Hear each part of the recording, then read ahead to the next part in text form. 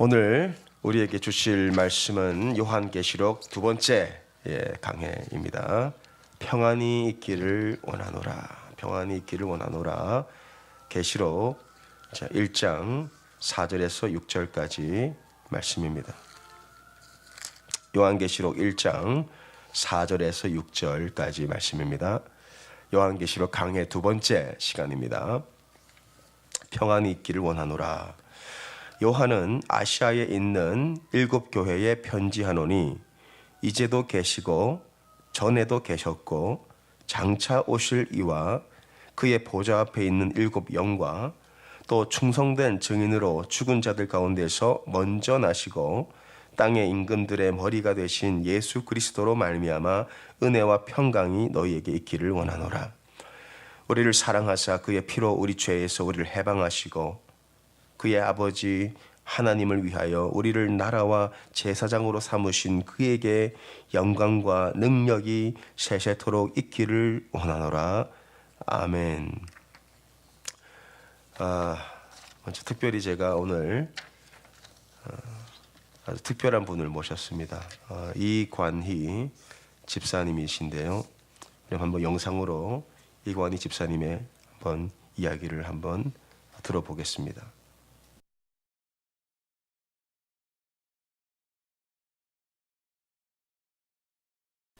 KBS 다큐멘터리 교회 오빠라는 제목으로 방송에 나온 사연인데요. 남편분은 이관희 집사이고 아내는 오은주 자매입니다. 교회에서 만났어요. 그래서 다큐멘터리 제목이 교회 오빠라는 제목입니다. 오래 동안 이렇게 연애를 하고 결혼을 했는데 3년 만에 원하던 아이를 갖게 되었습니다. 그런데 그 예쁜 딸이 이렇게 태어나서 가족이 그냥 이렇게 축제 분위기인데 이 오은주 자매가 출산을 하고 이렇게 산후조리원에서 나오는 날 37살 된 남편 이관희 집사님이 대장암 4기 판정을 받습니다. 아내를 통해 아이를 보고 너무 기뻐하던 그날 이관희 집사의 대장암 4기 기쁜 소식과 슬픈 소식을 같이 들어요. 그로 인해 그 이관희 집사님의 어머니는 너무 큰 충격에 빠지고 또 우울증을 앓고 우울증 약을 먹다가 자살을 합니다. 그리고 나서 사랑하는 어머니를 먼저 떠나보낸 이후 5개월 후에 이 오은주 자매 아내가 혈액암 4기 판정을 받습니다. 그런데 이 남자분이 이런 얘기를 해요. 아내에게 오빠의 오랜 기도 제목이 나는 죽고 예수로 사는 삶인데 우리가 둘 다 이 4기 암 판정을 받으니까 이제 이게 응답이 되는구나 그래요. 나는 죽고 예수로 사는 삶. 그러면서 이 남편분이 얼마나 평안해하는지 들었죠. 쫄지 마. 둘 다 4기인데 쫄지 마. 이게 어떻게 가능합니까? 딸이 이제 아직 어린데 둘 다 4기 암 말기입니다. 어떻게 쫄지 마라고 할 수 있는가? 어떻게 그 평안을 가질 수 있냐는 거예요. 여러분 안에도 아마 남이 모르는 아픔이 있을 수 있습니다. 또 고난과 환난이 있을 수 있어요. 그 과정 속에 여러분에게 제가 여쭙고 싶은 것이 여러분 평안이 있습니까? 하나님이 주시는 그 평안이 여러분에게 있냐는 거예요. 이 평안이 오늘 여러분들에게 있기를 원합니다. 가질 수 있어요. 왜냐하면 오늘 말씀에서 우리에게 약속하고 있기 때문입니다. 요한이 반모섬에 유배를 가서 거기서 매일 하나님 앞에 예배드리고 주님을 기다려요. 너무나 간절히 기다렸는지 주님이 요한에게 나타나십니다. 요한에게 말씀하세요. 이제도 있고 전에도 있었고 앞으로 장차 오실 예수 그리스도, 그분이 요한에게 환상과 계시를 보여주십니다. 그리고 요한에게 말씀하세요. 내가 너에게 주는 환상과 계시를 빨리 기록해라. 그리고 그것을 7교회에게 보내라 그래요. 그래서 요한계시록이 쓰여진 겁니다. 4절 말씀을 보니까 요한은 아시아에 있는 7교회에 편지하노니. 그런데 이 7교회가 당시 어떤 상황 가운데 있었습니까? 교회가 막 부흥하고 사람들이 몰려오고 그랬나요? 아니요. 그 7교회는 말할 수 없는 핍박 가운데 있었어요. 당시 로마 황제는 도미티아누스 황제입니다. 지난주에 자세히 설명을 했어요. 이 황제가 형이 죽는 바람에 얼떨결에 황제가 되었어요. 형에게 늘 열등감에 사로잡혀서 이제 황제가 되니까 할 수가 없어요. 그러다가 자기가 생각해 낸 것이 자신을 신격화하는 겁니다. 내 말이 곧 법이고 내가 곧 살아있는 신이다. 그래서 도시들마다 황제의 신상을 세웠어요. 금으로, 은으로. 그리고 사람들에게 시간이 되면 그 신상에게 절하라 그랬어요. 지금도 뭐 북한에 가면 김일성 동상 앞에 절하잖아요. 똑같은 거죠. 그때 그리스도인들은 우리는 그럴 수 없다. 우리가 섬기는 분은 황제가 아니라 여호와 하나님이시다. 예수 그리스도가 우리의 참 하나님이시다. 거부합니다.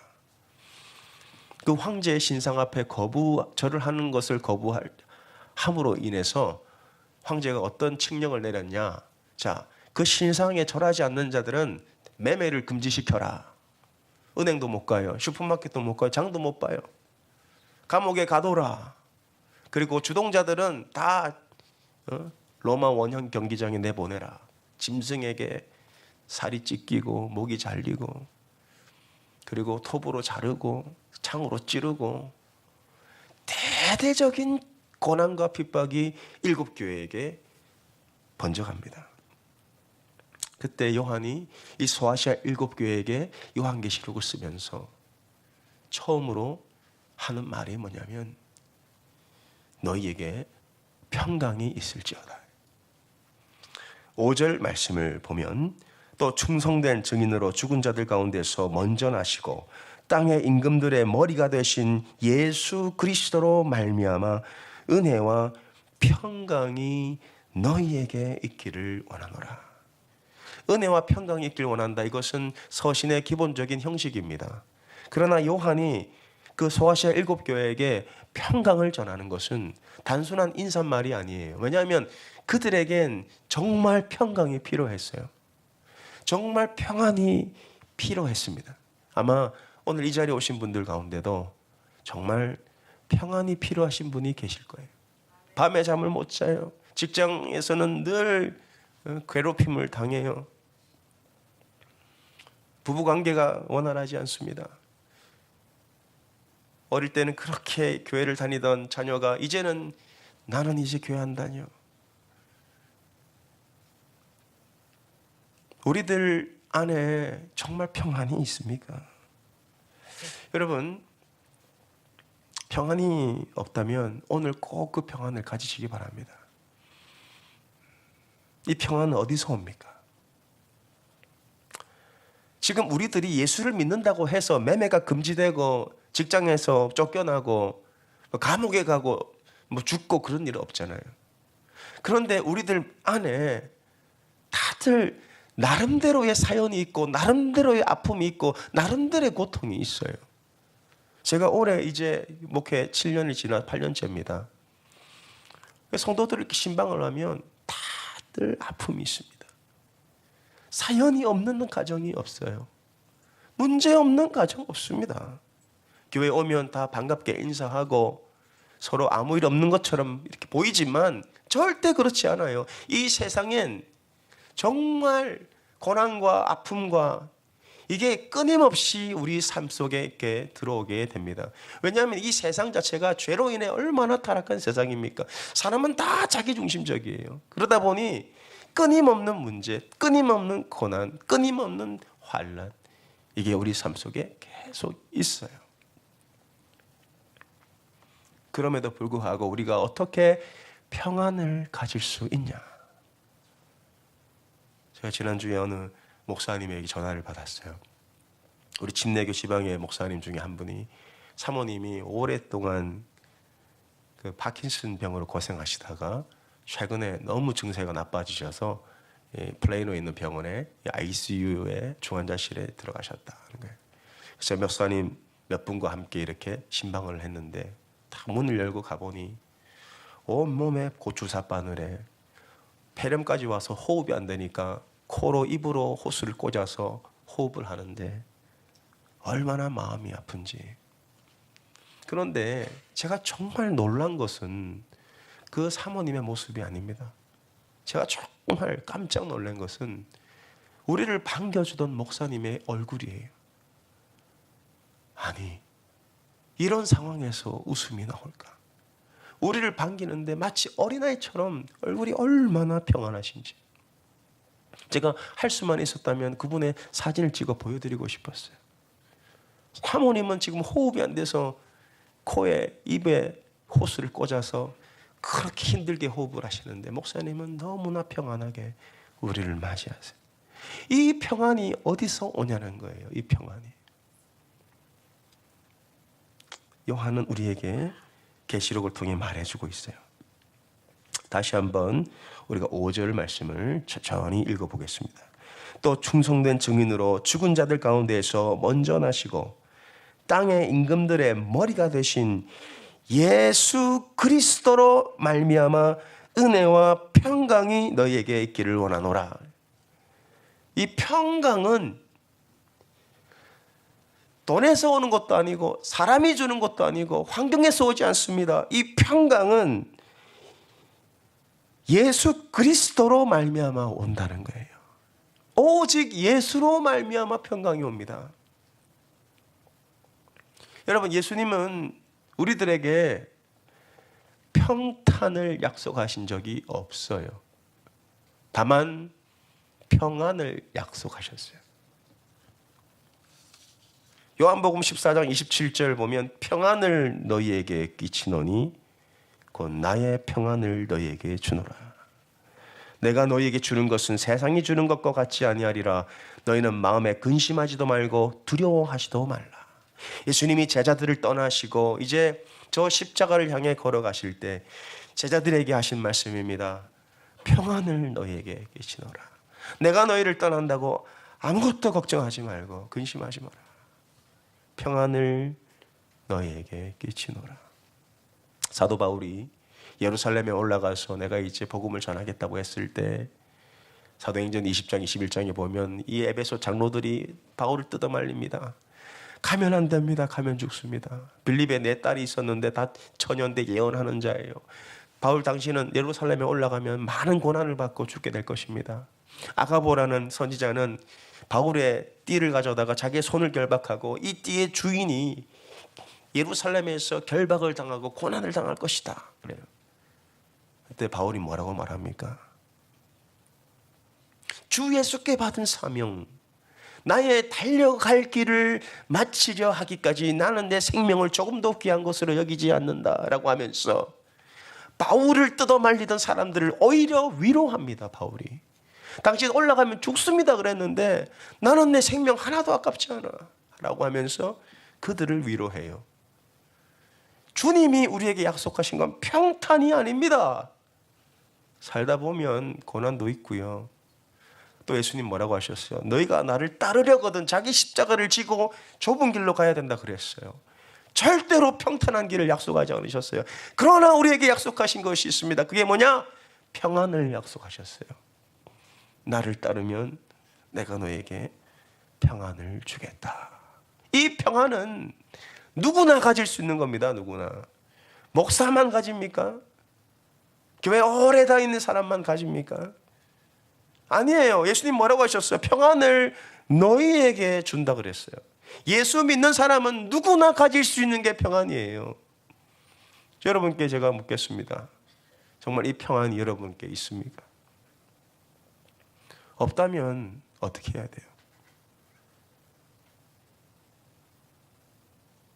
내 사업이 흔들려요. 가정이 어려워요. 재정적으로 어려워요. 여전히 신분의 문제는 해결되지 않았어요. 그래도 여러분은 이 평안을 가질 수 있어요. 만약에 이 평안이 없다면 어떻게 해야 이 평안을 얻을 수 있나요? 오늘 이 평안을 다 가지시길 바랍니다. 이 평안을 우리가 어떻게 얻을 수 있냐? 보세요. 4절과 5절은 예수님이 누구신가에 관한 말씀입니다. 자, 우리가 이 평안을 예수 그리스도로부터 얻는다 그랬어요. 그러면 여러분 어떻게 하면 이 평안을 얻습니까? 예수님께 구하셔야 돼요. 구하기만 하면 주십니다.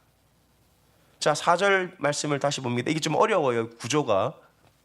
4절, 5절이 한 문장인데 예수님이 누구신가, 요한계시록을 주신 예수님이 누구신가를 우리에게 말씀하고 있습니다.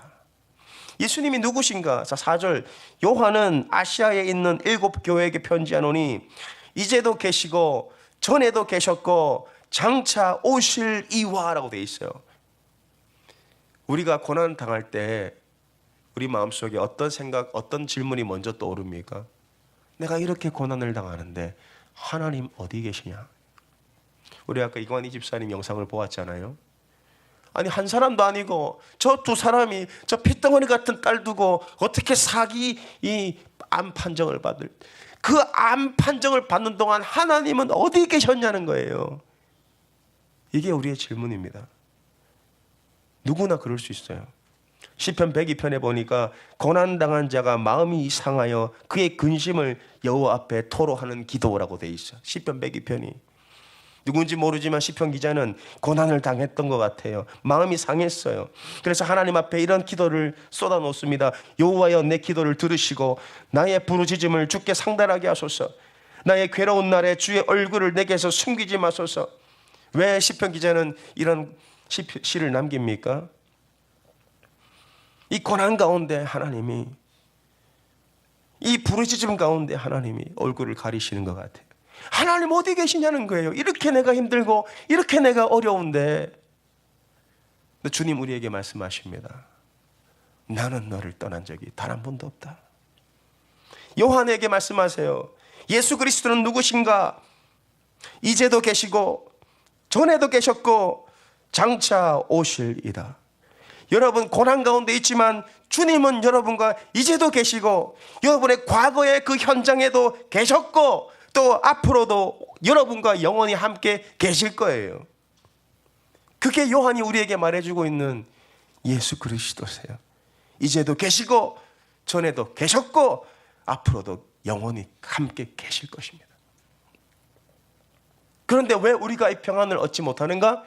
나와 함께 계시는 예수 그리스도를 계속 바라보지 않고 그분에게 이 평안을 구하지 않기 때문이에요. 구하기만 하면 주신다 그랬어요.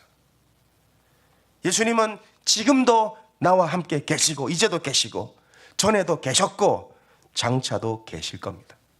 여러분을 떠나지 않으세요. 다만 여러분이 예수 그리스도를 지속적으로 바라보셔야 돼요. 그분을 붙잡으셔야 돼요. 우리에게 평안을 주겠다 약속하신 분에게 평안을 구하셔야 됩니다. 그리하면 주십니다. 내가 평안을 너희에게 끼치노니. 찬송가 중에 여러분 아시는 찬송 중에 이런 찬송이 있습니다. 찬송가 통일 찬송가 470장인데 내 평생에 가는 길. 새 찬송가 413장인데요. 내 평생에 가는 길 순탄하여 늘 잔잔한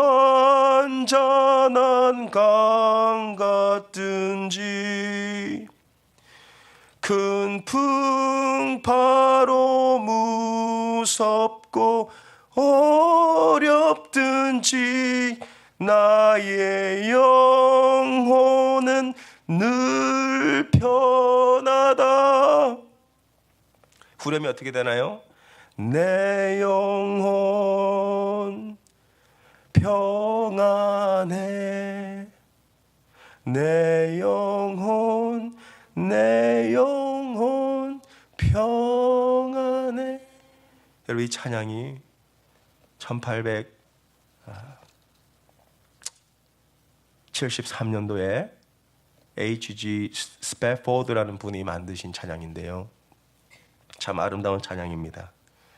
이분이 내 영혼 평안해, 내 영혼 평안해, 이 찬양을 언제 만들었는가? 사업이 번창하고 세상 정상을 거닐고 하는 일이 다 잘 되고 그때 지은 찬양일까요? 이 찬양은 1873년도에 지어진 찬양이라고 이렇게 기록되어 있습니다. 이로부터 2년 전 1871년도에 이분은 미국에서 아주 성공한 기업가였습니다. 그리고 변호사였어요. 그리고 D.L. 무디 아시죠? 미국의 때 부흥을 이끌었던 그 무디의 사역을 금전적으로, 재정적으로 엄청나게 도왔던 분이에요. 이분이 시카고의 그 미시간 강가에 아주 아름다운 건물을 하나 이렇게 구입을 하게 됐습니다. 그 건물을 갖는 게 오랜 소원이었어요. 그래서 자기 재산을 다 털어서 그 건물을 구입을 했습니다. 이제 이곳에서 예배도 드리고 세미나도 하고 목사님들도 섬기고 선교도 해야겠다. 건물을 구입을 했어요. 근데 그 건물 옆에 농장이 하나 있었는데 농부가 어느 날 소에게 먹이를 주려고 이렇게 타벅타벅 들어와 랜턴이죠. 랜턴을 땅에 잠깐 두고 소를 이렇게 먹였어요. 근데 갑자기 그 소가 막 뛰더니 발로 랜턴을 차버립니다. 그래서 그 농장에 불이 나요. 하필이면 그날 바람이 얼마나 불었는지 불이 막 옆으로 막 순식간에 번집니다. 그게 바로 기록적인 시카고 대화재예요. 시카고 대화재 때 이 스패포드는 그 건물을 몽땅 날립니다. 하루아침에 그게 잿더미가 돼요. 그 충격이 너무 커서 스패포드의 아내분이 들어 누웠습니다. 아니 어떻게 하나? 우리 이제 어떻게 하나? 우리 이제 망했구나, 어떻게 하나 하다가 우울증이 왔어요. 그래서 스패포드 목사님이 아내에게 말합니다. 여보, 다 하나님의 뜻이 있을 거야. 우리 다시 일어나자. 잠깐 우리가 어디 여행이라도 갔다 오자. 이 스패포드 목사님은 딸이 넷이 있었어요. 그래서 아내를 설득합니다. 우리가 한 번도 내가 바쁘다고 가족 여행 못했으니까 내가 유럽에 우리 딸들과 함께 갔다 오자. 그래서 아내를 설득해서 이 배편을 예약을 하고 티켓을 끊었어요. 이제 떠나는 날 아침에 그래도 들떠 있는데 제 배를 타려고 하는 찰나에 전화를 한 통 받습니다. 급한 전화예요. 빨리 처리해야 될 일이 있어요. 그래서 여보, 내가 지금 급한 일이 있으니까 내가 이 배를 취소할 수는 없고 당신하고 우리 딸들 넷하고 먼저 출발해. 내가 다음 배 타고 금방 따라갈 테니까 여보 거기 있지? 우리 거기서 만나자. 그래서 이 아내와 내 딸을 먼저 배에 태워 보냅니다. 그리고 한참 일을 하고 있는데 스패포드에게 급한 정보가 와요. 그 정보의 내용이 바로 그 아내와 내 딸이 타고 있던 배가 침몰했다는 거예요. 그래서 더 충격적인 것은 아내만 살아남았다는 거예요. 이 스패포드 목사님은 이 아내와 함께 4명의 딸이 침몰한 그 바닷가에 배를 타고 가면서 차디찬 바닷바람을 맞으며 그 바다 위에서 만든 찬송이 바로 내 평생에 가는 길. 내 영혼 평안해. 어떻게 그 바닷가에, 그 차디찬 바닷가에 이 찬송을 부를 수 있었는가? 예수 그리스도가 누구신지 그분을 정확하게 알았기 때문이에요. 비록 내게 이런 고난이 있지만 지금도 나와 함께 계시고 전에도 나와 함께 계셨고 앞으로 내 4명의 딸들 손잡고 이 땅에 오실 그 예수 그리스도를 바라보니 우리의 마음 가운데 평안이 밀려오더라는 겁니다. 이 평안. 여러분, 이 평안은 예수 그리스도를 붙잡을 때만 우리에게 주시는 선물이에요. 우리 주님 우리에게 말씀하셨어요. 평안을 너희에게 계시노니. 여러분, 이 땅엔 평안이 없어요. 우리 삶에는 평안이 없어요. 오직 이 평안은 하늘에서만 내려오는 평안입니다. 어떻게 이 평화가 우리에게 찾아올 수 있는가? 요한은 계시록을 쓰며 그 고난받는 7교회에게 말합니다. 다시 한번 우리 4절 5절을 보면, 요한은 아시아에 있는 7교회에게 편지하노니 이제도 계시고 전에도 계셨고 장차 오실 이와 그의 보좌 앞에 있는 7 영과 또 충성된 증인으로 죽은 자들 가운데서 먼저 나시고 땅의 임금들의 머리가 되신 예수 그리스도로 말미암아 은혜와 평강이 너희에게 있기를 원하노라. 그 평강은 이제도 계시고 전에도 계셨고 장차 오실 예수 그리스도로부터 주님이 주시는 겁니다. 이 평안을 여러분이 가지셔야 돼요.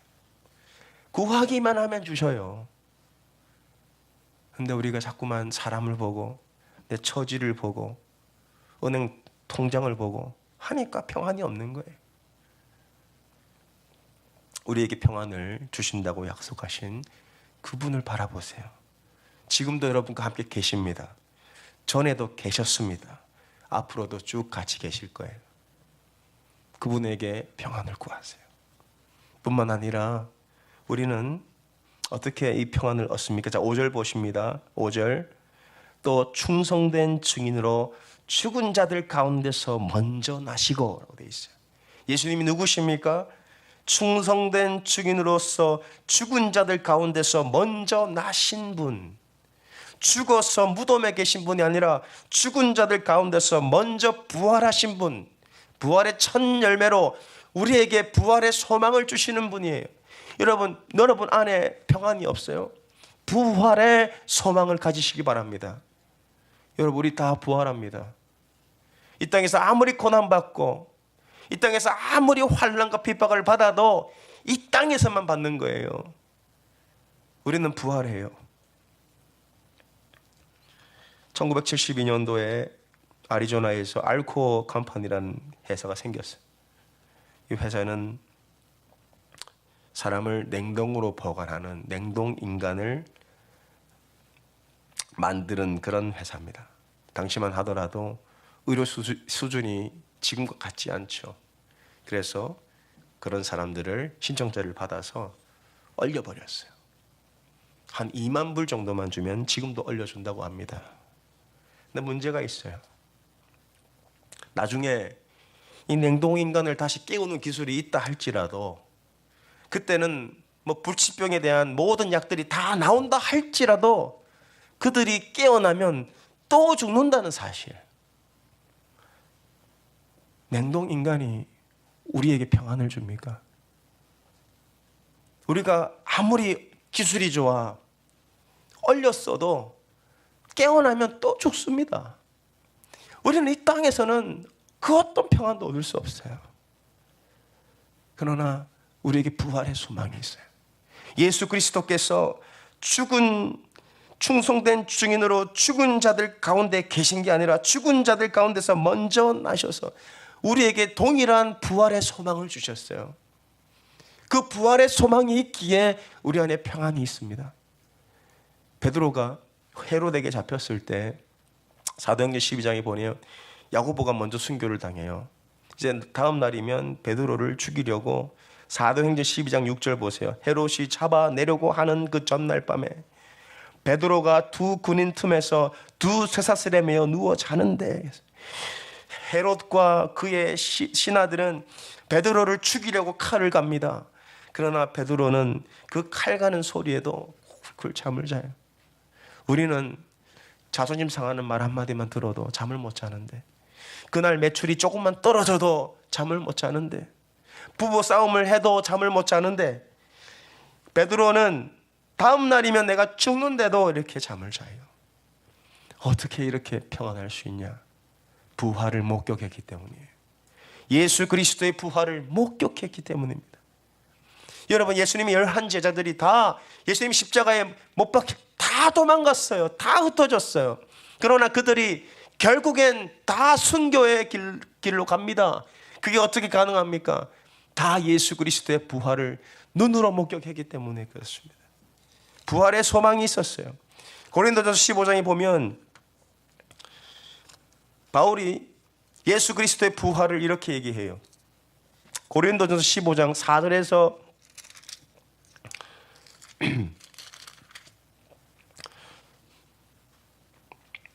고린도전서 15장을 보세요. 4절에서 8절까지 보면 장사 지낸 바 되셨다가 성경대로 사흘 만에 다시 살아나사 게바에게 보이시고 후에 12 제자에게와 그 후에 500여 형제에게 일시에 보이셨나니 그 중에 지금까지 대다수는 살아있고 어떤 사람은 잠들었으며 그 후에 야고보에게 보이셨으며 그 후에 모든 사도에게와 맨 나중에 만삭되지 못하여 난 자 같은 내게도 보이셨느니라고 되어 있습니다.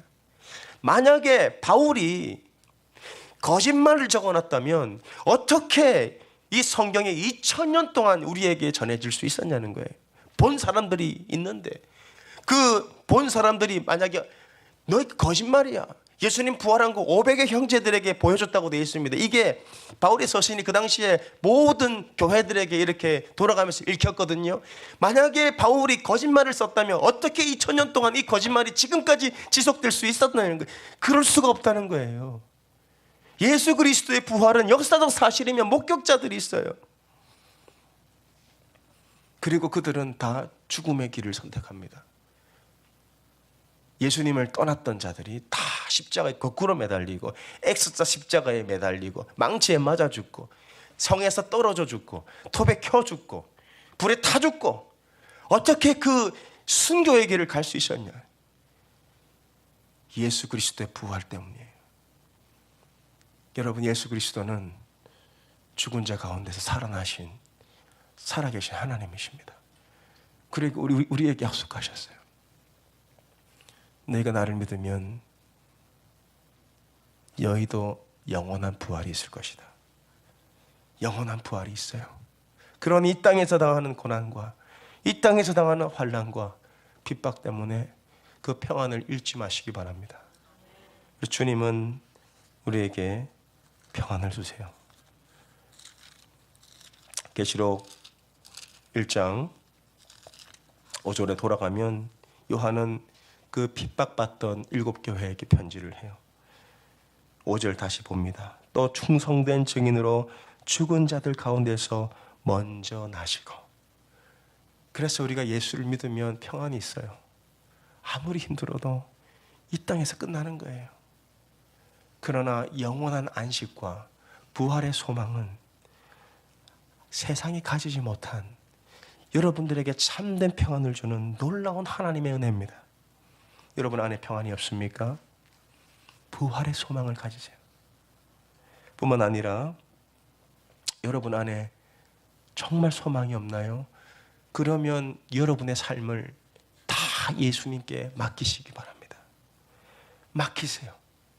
여러분이 쥐지 말고 맡기세요. 뭐라고 말씀하고 있습니까? 예수님에 대해서. 자, 5절 이어봅니다. 충성된 증인으로 죽은 자들 가운데서 먼저 나시고 땅의 임금들의 머리가 되신 예수 그리스도로 말미암아 은혜와 평강이 너에게 있기를 원하노라 그랬어요.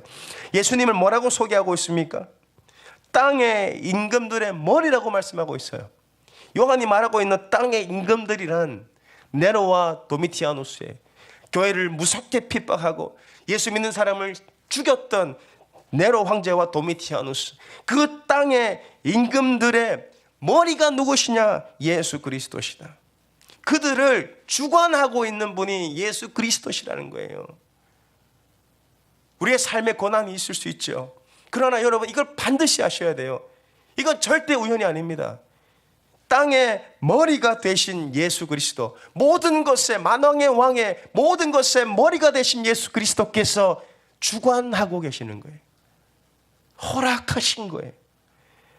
로마서 13장 1절, 각 사람은 위에 있는 권세들에게 복종하라. 권세는 하나님으로부터 나지 않음이 없나니 그랬어요. 아무리 악한 왕도 네로 황제 같은 인간 미치광이도 하나님으로부터 나지 않음이 없나니 모든 권세는 다 하나님께서 정하신 바라. 여러분의 삶 가운데 뭐 과거가 어떻든 뭐 지금 무슨 일이 일어나든 그게 뭐 중요합니까? 다 하나님의 허락 안에 일어난 일인데, 땅의 임금들의 머리가 되신 분이신 예수 그리스도신데, 주님이 다 결정하시고 주님이 주관하십니다. 예수 믿는 사람은 이 담대함이 있어요. 어떤 일이 일어나도 이 또한 하나님의 허락하신 일이다. 머리가 이해가 안 돼요. 이 이관희 집사님 이해가 됩니까? 지금 이 상황이 이해가 안 되는 상황이에요. 근데 여러분 이 말씀을 꼭 한번 찾아보시기 바랍니다. 마태복음 10장 29절 보세요. 마태복음 10장 29절.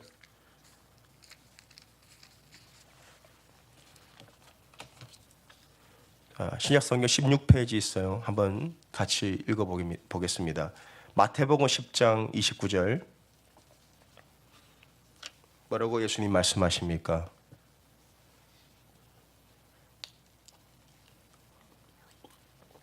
(29절) 전에 28절부터 보죠. 몸은 죽여도, 우리 다 같이 읽습니다. 몸은 죽여도, 시작. 몸은 죽여도 영혼은 능히 죽이지 못하는 자들을 두려워하지 말고 오직 몸과 영혼을 능히 지옥에 멸하실 수 있는 이를 두려워하라. 참새 2마리가 한 아사리온에 팔리지 않느냐? 그러나 너희 아버지께서 허락하지 아니하시면 그 하나도 땅에 떨어지지 아니하리라. 이게 무슨 말이에요? 참새 2마리가 한 아사리온에 팔립니다. 왜 참새 2마리가 한 아사리온에 팔립니까? 이 배경을 아셔야 됩니다. 당시 가난한 사람들이 성전에 갈 때 그냥 갈 수 없잖아요. 그래서 재물을 사야 되는데 소나 양은 비싸단 말이에요. 그래서 가난한 사람들을 위해서 만든, 주님 하나님께서 만든 이 율법이 뭐냐면 참새 2마리가 하나님께 드릴 수 있는 가장 최소한의 재물이에요. 그것을 한 아사리온에 사가지고, 야, 이제 나도 하나님의 성전에 가서 예배 드릴 수 있다. 참새 2마리를 샀어요. 한 아사리온에 샀어요.